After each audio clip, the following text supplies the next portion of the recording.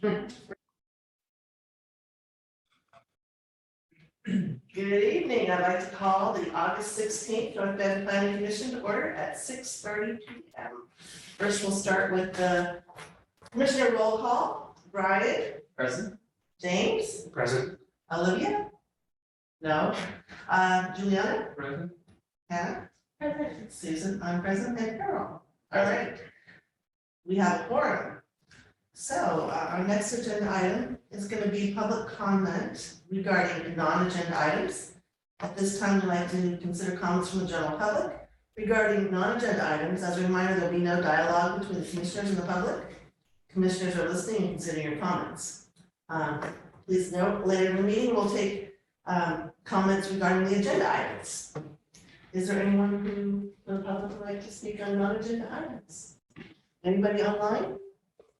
All right, well, we opened and closed it at 6:31. And we'll move on to our meetings from the previous planning commission.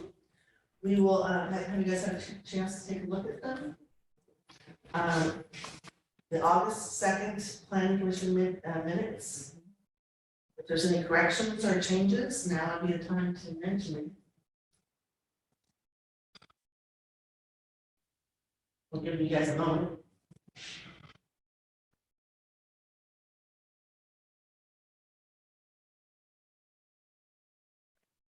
Any corrections? You guys have a chance to look at it? Okay, given no corrections, would the commissioner like to make a motion to approve the August 2nd minutes? I'll motion to approve Commissioner Bovers. Any second? I can do a second. All right, moved and seconded, all in favor? Opposed? All right, it has been passed. All right, next on our agenda item, today we're going to be reviewing the shoreline and critical areas element 2024 comp plan amendments. The city of North Bend is in the process of conducting a periodic update of its comprehensive plan. As a part of this, modifications have been proposed to the shoreline and critical area elements of the comp plan. We had discussions about this proposed changes on August 2nd. The shoreline element corrections are meant in terms of its terminology and structure to enhance its readability and ensure its consistency with other elements of the comp plan. Added are references to the critical aquifer recharge areas, plus a new objective and associated policies have been introduced, focusing on climate change. This element received insights from multiple entities, and then the critical areas element were revised with the objective of making certain that the city is implementing the best available science. First, staff will tell us about the amendments. Next, the public will have an opportunity to make a comment. Then the commissioners are going to discuss it. So I'm thinking, Jamie, you were up. Sure, yeah, so like you said, at the last meeting, we had the introduction and we discussed both elements and had some good thoughts there. Since then, we've incorporated a few more of the comments received, and so as part of the record, if anybody wants hard copies, I made. I'll take one. There's 11 comments in total received, and well, I should say 9 comments, and then the technical memorandums are provided from OTAC and Watershed. There's more too, if you need more. So that's the complete list to date of all the comments received with our technical memos that were attached last time, and as it shows, we've received comments from Department of Natural Resources, DNR, Washington Department of Fish and Wildlife, WDFW. Department of Ecology has also been engaged, and they did not have any comments to date. We have three different comments from the tribe, sets of comments. One was more specific to shoreline, one was more like email clarification, but they asked us to enter it into the record, and then comments, and then we have 4 citizens that have also commented. So you know, we can discuss those if you want. We can go through. In your packet was the clean versions and the red line versions of the amendments, and we can just take it from there. So I would say probably open up the hearing if there's, looks like somebody's online to comment, close the hearing, and then have your deliberation. Okay. I had just a clarifying question with the tribe, Matt. What is his like role role there? Is he just? like, He works for the environmental, science group. He does water quality, restoration work, yeah. Okay, so at this time, we'll open to public comments. We'd like to consider the comments from the public regarding the proposed amendments. As a reminder, there'll be no dialogue between the commissioners and the public. And but the commissioners are listening and considering comments. If you'd like to speak, raise your hand or make a comment in the chat room. To keep the meeting orderly and efficient, we'll call on you. Please state your name and address for the record. Before sharing your comments, you'll have 3 minutes. Is there anybody who'd like to make any comments? We do have someone online if you want. That nice. If you'd like to speak, you guys. Okay, all right, I always do room first and then online. All right. Who is it? Michael Thomas, go ahead. Good evening, Commissioners. Michael Thomas, 1231 LaForest Drive, SE, North Bend. Also, I sent in some very brief remarks to Ms. Deming prior to the start of the meeting for the record, and I wanted to reinforce those. I am concerned about the lack of the inclusion of the critical aquifer recharge area maps within this update. I feel that's quite vital to understand the areas of the city that are impacted by that, and particularly around potential contamination, knock-ons to stormwater and surface treatment. Really having those maps in front of us would be helpful to know what are potential issues or not. One of the things that does strike me is there's not much evidence to support certain aspects of potential contamination, such as nitrates. There are many sources of nitrates within the critical aquifer area recharge areas as proposed based on wellhead protection areas. For example, you've got areas near Riverbend and other areas that are well within those wellhead protection areas, yet nitrates are not found in the city Centennial Well. So I'm very concerned, in addition, that the lack of the maps, as well as even the adoption of several of the provisions intended for source aquifer protection, may not be supported by science. So one, I'd like to really see that the proposed map be included in the comp plan update, and that folks have a chance to review and object to that map before any associated policies or guidelines are approved as part of the comp plan update. I reserve also further objections at next hearing, which would be City Council, or if there is additional deferral of action tonight. Thank you very much for your attention. This concludes my comment. Okay, thank you. Is there anybody else? There's no one else. Okay, so we have opened the public comments. Now we'll close them at 6:38. And we will move on to the commissioners from the city and the public. Now the commissioners, what are your thoughts? Any comments? Please, I have a comment for staff as far as the nitrates that he was talking about. Is there a spot that we should be looking in the document regarding this comments? So for the mapping, we did have the maps handed out, or on the table, I should say, last time, and included a link to those. There's no changes currently proposed to the critical aquifer recharge map. And what we like to do is keep it separate so that we can make updates and keep it really up to date if something changes. I don't know specifically how to respond on the nitrate contamination. I think that's part of the CARA's map so that we can follow stormwater and follow those regulations when development happens. So that's really when the environmental review happens and when kind of the rubber meets the road. So and that's the overall goal of the CARA, is to protect groundwater. So.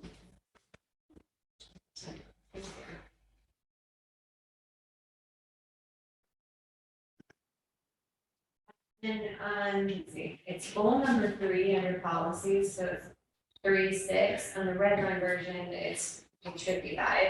And I was just wondering why the change from Department of Ecology, stream restoration, culvert installation. And, I mean, it's just different, or it's manuals such as stream habitat restoration guidelines. And their only reason I'm really asking why the changes, because these are dated 2012 and 2013, is that the most up-to-date information that You're on we page 55 of the packet, or? 55 of the red line. So it's goal number 3, it must be B4.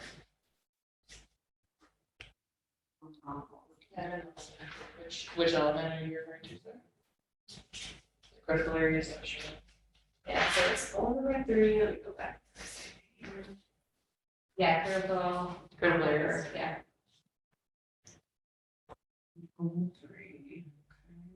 And then policy. And then it's 3.6. Mhm.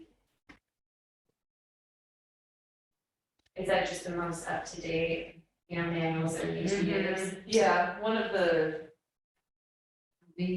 thoughts or recommendations might be to remove the year, that way if it's not referenced specifically in the comp plan and just the most up-to-date version of them is an option. Yeah, I think it was in the consultant's memo to us, I could check, but they said that they didn't even know what that culvert installation report replacement guideline was. So they're like, that's obviously not utilized. Right. So, You're saying as updated. Yes, it Or does say like, as I say, updated, yeah. just remove the dates and then. yeah, I mean, it is a little aged, I agree with you, that's not as typical. So- Okay, yeah, I think that's fine. We did remove, like we talked about last time, we removed the references to the websites, because if those get broken later and we try to type it in, Right. just plan for that as well.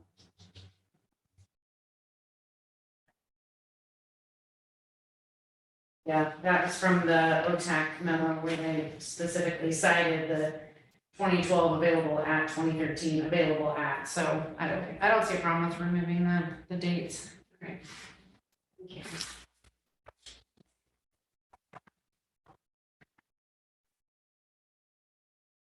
The guidance that we have in our document is from 2013, right?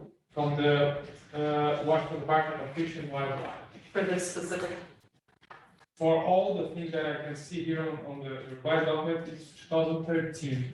And I saw comments from OTEC, from the tribe, and also from two emails that they're requesting the update from 2020. So, I mean, there's some stuff, like there's mitigation that references a 2021 ecology update, so it just depends on the specific for example, the document BAS and review. when it was last updated. They mentioned here the BAS review. The best available science, Yeah, to be updated to 2020, also the critical areas element and code to bring up to date to align with the WDF 2020 scientific recommendations for the minimum necessary stream buffer.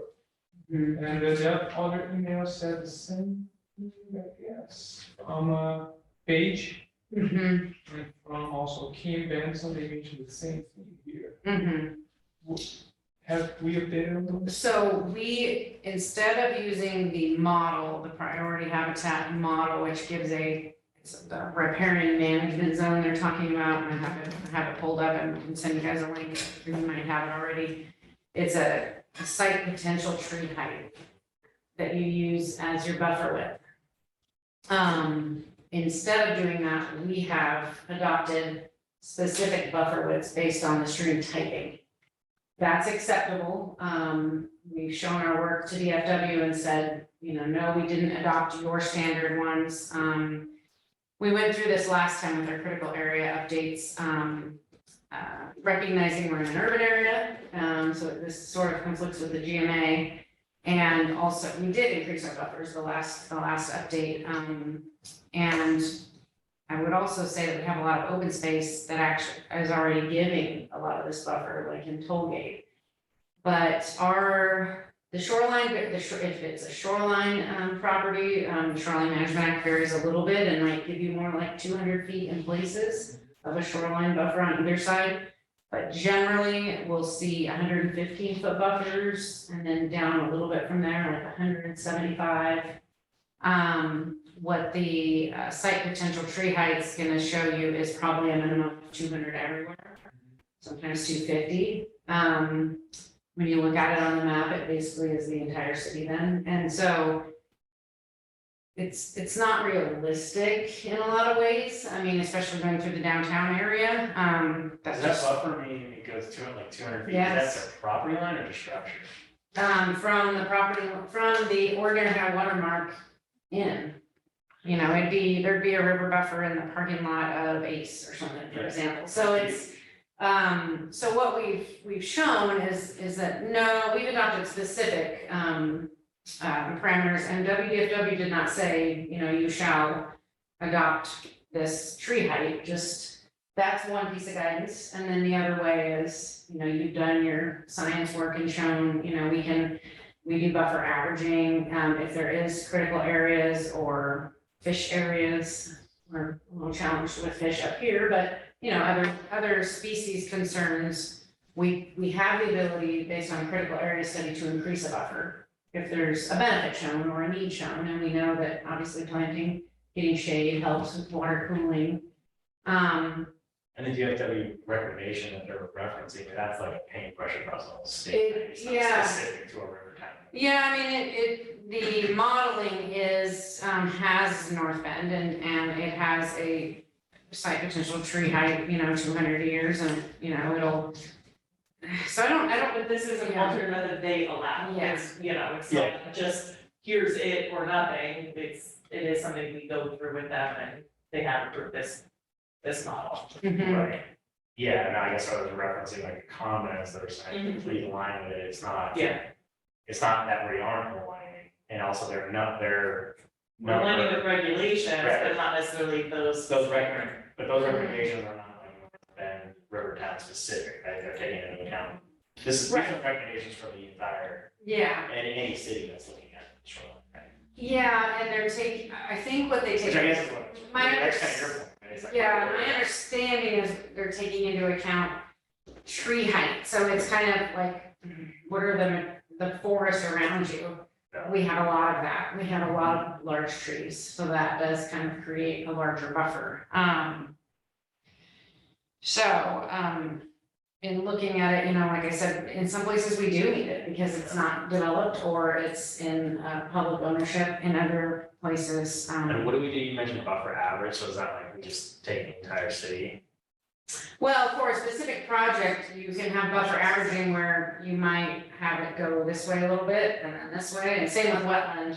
So it's project specific. Project specific, and that's, you know, that's what our rationale has been, you know, if there's a critical area study that says, wow, this project's gonna really, even at 115, your standard buffer, it's gonna really degrade the critical area, that's not allowed, so you have to mitigate, you might have to have a larger buffer, so, you know, I just, you know, maybe the thought is in a perfect world, when there's no properties that are zoned commercial and there's no homes already there and you've got a blank slate, that tree height would be great. But again, we're battling the GMA, we live in an urban growth area, we have development already, so. And how would those recommendations, if we wanted to be bullish, like how, which structures that are already built that are technically not within the recommendations, they would just be grandfathered?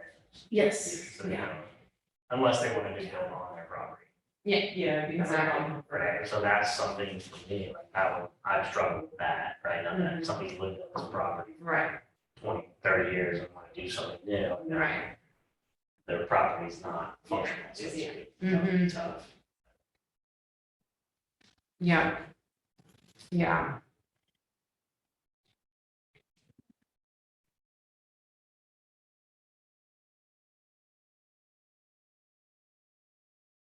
I'm comfortable with that, I mean, the fact that we can kind of show the work and show that we're thoughtful about that and. Yeah, we've had our consultants look at it, you know, we kind of asked them again, and they said, you know, other factors are you guys do have levies. I mean, right there is a bit of a barrier, so even by increasing the buffers, you're not necessarily gonna see a riparian benefit, you know? Again, it's gonna depend on the site. on the specific, specific stream, whether the levy is or not, whether.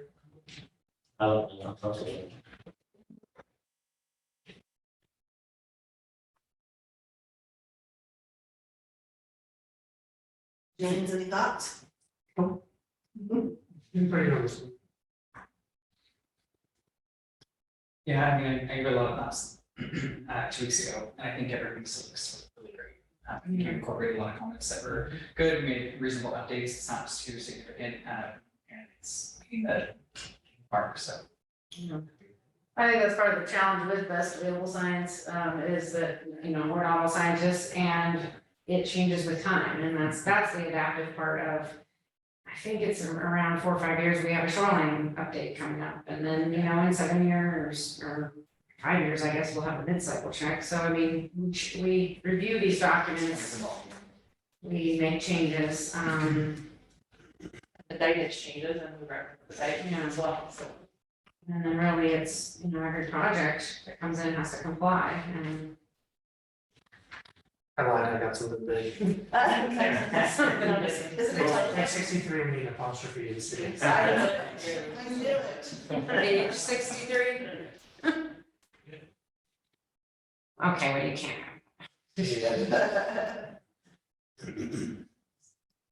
Yeah, it seems like, you know, the suggestions that were It's gonna made, change.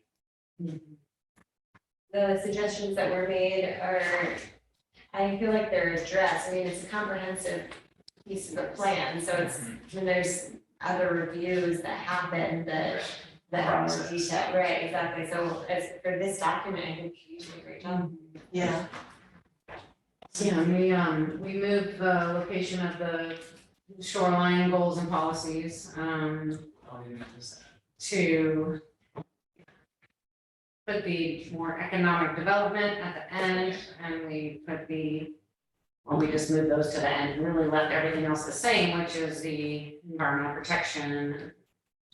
Yeah, one, actually, and I don't know if you responded, because that email thread of the trial was kind of back and forth, but did we when they mentioned additionally, please include tribal cultural resources specifically as the protection, do we know what they're referring to specifically? Or is that broad? Well, seems a little broad, but, which. It's page 10 of the printed packet. Yeah, you know, we archaeologically, yes, we almost every project, we're actually doing a planting project over by Nintendo, and we're doing the cultural resources assessment to plant, for example. You said it's like that small paragraph Also additional. include specifically a meaning for protection. It sounds. It's a different element of it, maybe Yes. it's the cultural and historical resources element. So Oh, it's giving us a heads up, okay. right? Yeah. okay. Would anyone like to make a recommendation to council to approve the amendments as staff has written, or? With the apostrophe, yes. And the deletion of the 2 dates. Yeah, I'll make a motion to recommend to council as staff has written with the grammatical link year updates being changed and addressed. Is there a second? I'll second. All right. It's been motioned and seconded. All in favor? Aye. Any opposed? All right, motion passed. So So, that's fast. we're just about to adjourn. Is there anything at our next meeting that do you have that? I don't think we have anything, so we'll probably be canceling the September 6th meeting. We'll see if we have anything at the end of September. Ready by then? No? Okay, and the housing, numbers, you guys are supposed to be getting those at some point from the. Yes, so the housing action, separately from the numbers, the housing action plan is going to council of the work study on August 29th. So it's, work studies would be in this room if you wanted to join, you'd be stuck into that. And And so that's going there, and then it's supposed to go, it's expected, it was continued technically to September 19th meeting for review after the work study for any changes, so that's the housing action plan. The introduction on the housing and land use element to council for visioning, in a sense, is scheduled for the September work study for council. We are supposed to, from our consultants, have some numbers to know where we sit by that time. So we should have it in the next month, those numbers. After we get that visioning, then we kind of we'll come back to planning commission and start discussing ideas from you guys to how we can make sure we meet those state requirements of the housing numbers. So, alright, what's the difference between the two work studies? The August. One is the housing action plan, which is strategies to increase housing in the city, and the other is the housing and land use element and what rezones or land use changes we're going to need to meet the state growth targets.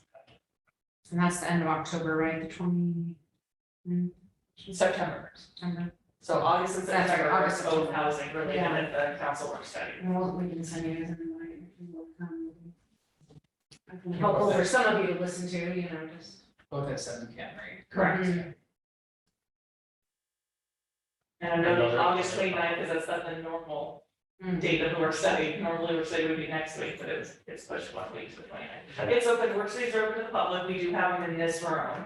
But we still do it on Zoom as well. So if you don't want to come, you can always listen on Zoom. I think they might be 12. Yeah. Could be, we can always, well, I can try and prepare that if we need to move ourselves into the council chambers, we can.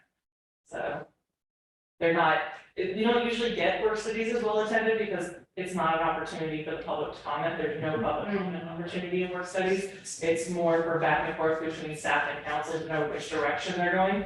Then when we come to planning commission, that's when the public will be able to comment and get involved, or when it goes to a formal council, a regular council meeting, that's when it's the public. So we don't, usually work studies don't get as many people, maybe 1 or 2, but because there's no opportunity to comment at that time, we don't usually see a large crowd, and if they do, they might be online, just listening in.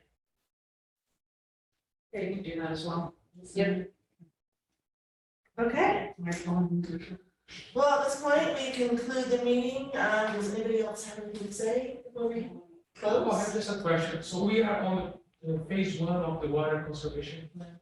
Yeah, it's gonna change like a Yes. week or so here. Yes, we're For change, for phase 2, so what is allowed now? In terms of like watering? Well, let's adjourn the meeting, and then I can email you the, I can email you the details, I got all. I told them, so I don't even know, I think have to pull the website. What I recall is phase 2 is, phase 1's like please conserve water, general. And then phase 2, I thought was like There's a window. specific days and Yeah. water. Depending on your address, time. I just don't wanna get into too much where Right, we can't talk business that's not agendized. Okay. So I can talk to you about water conservation and answer your questions. I just don't wanna get too into that stuff, but I know it's on our website, and I know we've sent it out, so. yeah. Okay, so, we adjourn at 6:58 PM. All right. I think it's on.